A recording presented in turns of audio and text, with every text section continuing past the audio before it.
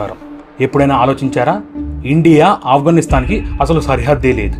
మధ్యలో పాకిస్తాన్ అడ్డుగోడలా ఉన్నా కూడా ఆఫ్ఘన్ ప్రజలు మన ఇండియాను తమ సొంత దేశంలా పెద్దన్నలా ఎందుకు చూస్తారు? ఈ ప్రేమ, ఈ నమ్మకం వేరే దేశాలపై ఎందుకు ఉండదు? అసలు ఈ సీక్రెట్ ఏంటి? ఈరోజు మనం మాట్లాడుకోబోయేది కేవలం రాజకీయాల గురించి కాదు. వేల ఏళ్ల చరిత్ర, పురాణ నేపథ్యం, స్వార్థం లేని స్నేహం, ఇంకా ఆ దేశాభివృద్ధిలో పాలు పంచుకున్న మన దేశ పాత్ర గురించి తెలుసుకుందాం.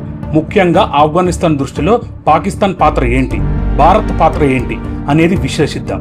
మీరు ఈ లోతైన అంశం గురించి పూర్తిగా తెలుసుకోవాలంటే ఈ వీడియోను చివరి వరకు చూడండి. నచ్చితే లైక్ చేసి ఛానల్ని సబ్స్క్రైబ్ చేయడం మాత్రం మర్చిపోవద్దు.